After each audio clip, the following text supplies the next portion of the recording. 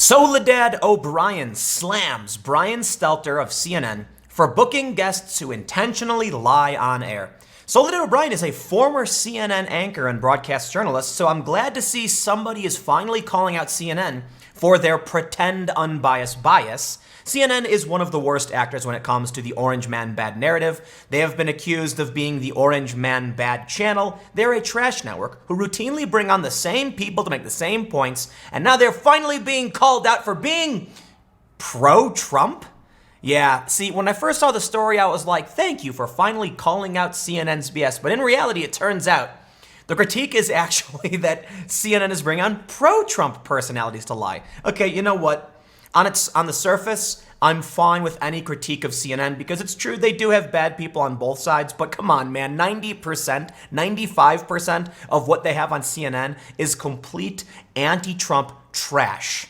They also push insane narratives about independent and alternative media, so yeah, trash. So I can appreciate the sentiment, but I think you're going a little bit in the wrong direction. But anyway, let's read what Soledad O'Brien had to say.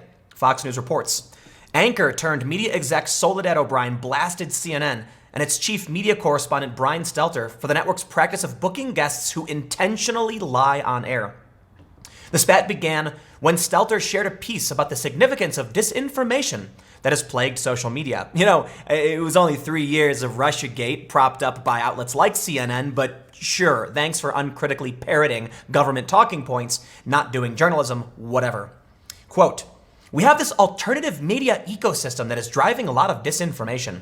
It is not understood by journalists or anyone really beyond a very small group of people who are really engaged with it, Stelter tweeted, quoting Bellingcat executive director Elliot Higgins.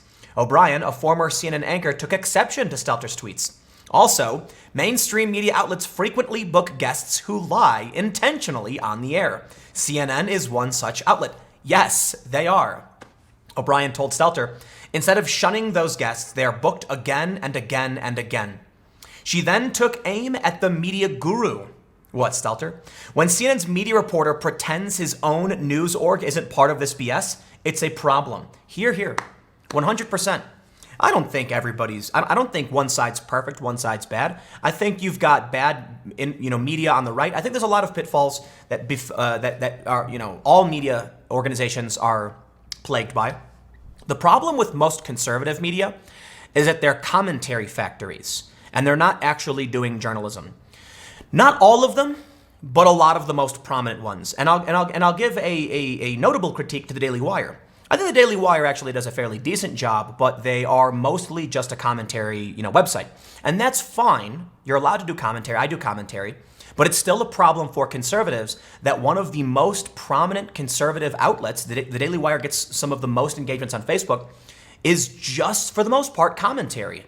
You don't have any real on-the-ground, well, that's not fair. There are some, real reporters who are for the Daily Wire. I'm not trying to drag the Daily Wire. By all means, you can do commentary.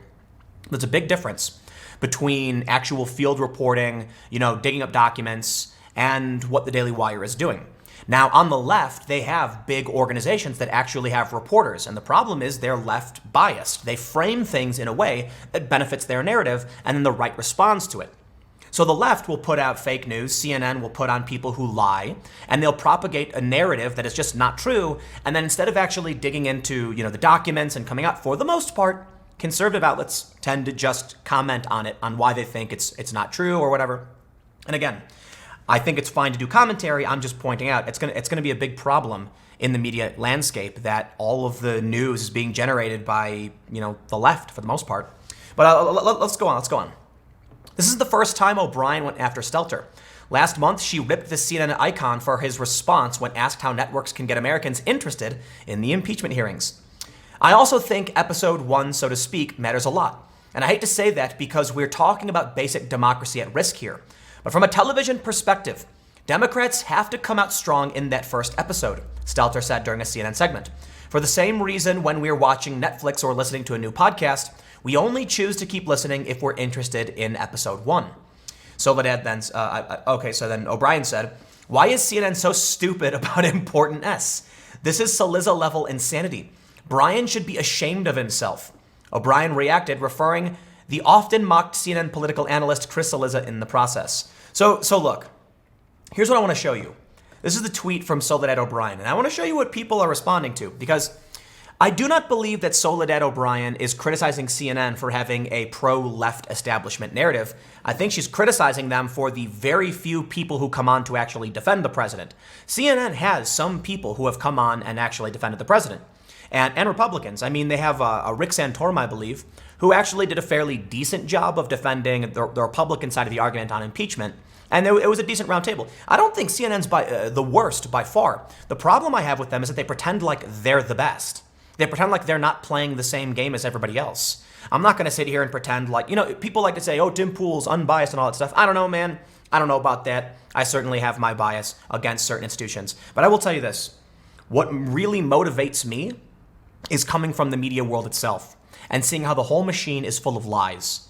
And it is. So seeing Soledad O'Brien say this, good. I'm glad someone's finally calling it out. And she's a former CNN anchor. At least that's my understanding. I'm pretty sure she was. So when it comes to what we see in the press, be it Republican, Democrat, you know what I see? I see Republicans saying things where I'm kind of like, okay, that's an opinion. That's their faith. That's what they think. And then I see Brian Stelter, duplicitous, saying things like, don't listen to the spin. Tune them out. No, don't do that. What? It's hypocritical. I don't see Tucker Carlson saying it. Tucker Carlson tries to bring these people on his show. I can disagree with him politically, but he does bring Antifa on his show. Good. Let's have a real debate.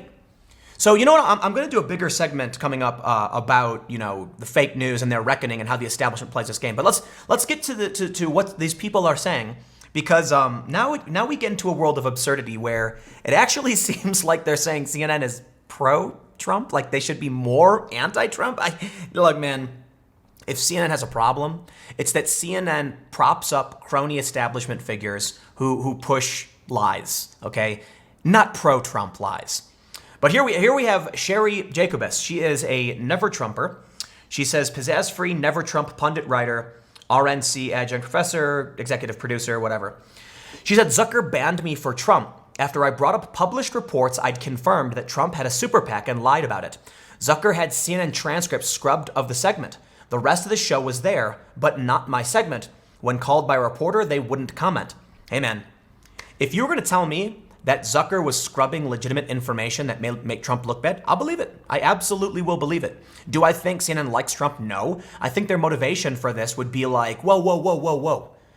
We kind of need the guy. We don't like him, but we definitely need him. Think about what CNN's become. Here's what I want you to do. I'm going to do a shameless promo. Go to Instagram.com/Timcast, and you'll notice, aside from the cat picture, there's a couple of videos. I turned on Fox News. What do I see? Hong Kong protests, Iranian protests, severe weather over the holiday season. I'm like, well, that's news. And each time I turn this on, I would flip to CNN, and what are they doing? The orange man is bad. But why? Impeachment, the orange man is bad. Because let's be real, Zucker loves Trump. He does. Now, all of you, watching, or many of you watching are probably saying, no way, Tim, how dare... No, man. It's a love-hate thing. He absolutely hates the man, but he loves the sweet, juicy green he gets by pushing certain narratives. So here's what I think. Yeah, maybe this Sherry Jacobus had legit information that would make Trump look bad. Look, Trump's no saint. I don't think he's as bad as they try and paint him out to be on a lot of these channels, but this might be real information that could hurt Trump. You know what CNN wants, in my opinion? They want Trump to win. I would be willing to bet if we had a mind-reading device, you would hear the mind of people like Brian Stelter and Don Lemon and Jeff Zucker, president of CNN, saying, "Please Trump win, please Trump win." They're crossing their fingers and hoping so bad that he wins, because a Trump bump is sweet, sweet cable TV gold, and they don't want to give it up. So I'll tell you this: I would agree. If there was some information that could legitimately hurt Trump, I bet CNN would be like, whoa, hold on. Because the stuff that CNN puts out is insane tabloid trash that in no way helps the Democrats and makes them look nuts. They can come out all day like impeachment, and impeachment makes them look nuts. Think about it. Impeachment has helped Trump across the board, okay? His approval rating is up, he's raking in the donations, and CNN keeps playing this game. I'm not trying to claim that CNN is black propaganda, but I've talked about this before, and I think it's fair to say, a lot of people, you might agree with me, the Trump bump is real. The more these outlets get to hate on Trump, the better they are off financially. So what do you think these businesses want? Do you think they want to go back to the era of reporting on black holes swallowing missing airplanes? I kid you not, Don Lemon actually had a panel about that. and the ratings are collapsing. They need Trump. It's an injection straight into the veins. So I'll tell you this. CNN probably wants to maintain a very, very anti-Trump narrative while making sure that any real information that could really hurt the president is omitted. I know, there's probably a lot of Trump people who say, I don't believe it, man. They hate the guy, but nah, dude. They hate him, but they need to hate him. They need Trump to win so that all of these anti-Trump people are crying at home glued to CNN, something to watch. Meanwhile, I turn on Fox News and they're talking about, I don't know, Iranian protests? Who cares about that, right? Well, I mean, I do. That's why I stopped watching CNN. Check this out. Here's another comment. This guy says, NPR just now on the rise in homelessness. The Trump administration is trying to figure out a way to deal with the problem, but has yet to come up with a plan. Spoiler alert, NPR, no, the Trump administration isn't. Well, they literally are. Trump hates California. Okay, he doesn't hate California, but he's ragged on California relentlessly over their homelessness problem. So yes, Trump wants to figure out how to deal with that problem. It will make him look good. Come on, man, let's not play any games. This guy says, in short, throwaway line, but epitomizes so many ways the media keeps failing in covering Trump. How? Without even an attribution, it paints the Trump admin as a normal admin trying earnestly to address a social problem that it in reality mocks and sneers at. I disagree. Look, man, whatever you think Trump's motives are, I think Trump wants to, solve the homeless crisis. Now, you can argue Trump's a narcissist and a bad guy, and he's only doing it because it'll make him look good. Fine, whatever. At least he's trying, I guess. Why would you claim that NPR is wrong when the Trump administration has literally called out the homeless problem? But anyway, I highlight these because they're literally trying to claim CNN is legit pro-Trump. Look at this photo. This person says, as long as Jeff Zucker has the job of running CNN, you will have as much adherence to truth as in reality TV. Politics is only performative to him. Corrosion of our democracy be damned. And here's a photo they posted of Jeff Zucker with Donald Trump. I don't know who the other guy is, but I think they take it a little too far. Jeff Zucker doesn't like Trump. Jeff Zucker is embarrassed. When you look at like Project Veritas, the recordings, the consensus from a lot of, well, not the consensus, but a lot of people at CNN seem to think that Zucker is embarrassed that he ran so much of Trump rallies and like Trump commentary that it helped him, and now he's trying to be anti-Trump. I think that's fair. I think it's true. I think Zucker is kind of embarrassed about it. But I also think CNN has realized the power of the Trump bump. And that's why a lot of, in these Veritas videos, you also see people saying, we used to go on the ground and do reporting. Now we just, do panels on Trump. Yeah. Come on, man. Let me ask you this. I know that CNN is the Orange Man Bad channel. They certainly hate the guy. But do you really think CNN wants Trump out of office? No way. They need it. They absolutely do. Here's my prediction, man. Trump's going to win 2020. Republicans are going to sweep across the board. We'll see what happens. And CNN is going to be salivating because it means four more years of the most insane and psychotic news cycle. But I'll tell you this. If they actually presented information that could hurt Trump, that would be bad for business. So they have to be anti-Trump without crossing that line. I know. It's speculation. Some people think Zucker just wants Trump out. Maybe that's the case. I don't. I think CNN wants money. I think they want cold, hard cash. I think they found their base. The CNN base is the anti-Trump, Orange Man Bad, La Resistance crowd. And they feign objectivity while Don Lemon goes, oh, are you crazy? Oh, you posted a meme? Oh, like Don Lemon, you're not impartial. We know what the game is. But I will end this segment with one thing. If you think... So I know I said I predict a Trump victory, but I'm gonna walk that back. If you think Trump's got this in the bag, you got nothing coming. You need to realize, okay, whether on the left or the right, there's a lot of people on the left on MSNBC saying they think Trump's gonna win. Michael Moore just said it. Hold your horses, man. There's a lot of Trump supporters who think they've got this victory. I don't think so. I really don't. You know why? What you have to realize is that a lot of people who voted for Trump weren't really paying attention in the first place. Some of these people just vote Republican. Some of these people listen to what Trump said, and some of these people today are living in a good economy, and they're no longer focused on politics. And I know this is going to talk to people. So I'll tell you this, I talked to at least a few people who have no idea that the economy is booming under Trump. They just know that they're doing better. They don't know anything about Trump's contributions. They don't know anything about his policies or financials or the news. They don't care. You've got 63 million Trump voters, right? But how many of them are actually ardent Trump supporters, and how many are passive Trump voters? Those passive Trump voters went into election night thinking, Trump sounds good, I guess, and then they checked the box. The Democrats are going to come out in force, foaming at the mouth because the Orange Man is bad, and they think he's literally like, he's a fascistic dictator because they're nuts. He's not that bad, but I'll tell you this. If you think you're going to win, you got another thing coming. Now, I do think if someone put a gun to my head, I'd say, yeah, Trump's probably going to win. But you know the biggest mistake the Trump supporters are going to make is it's going to be hubris.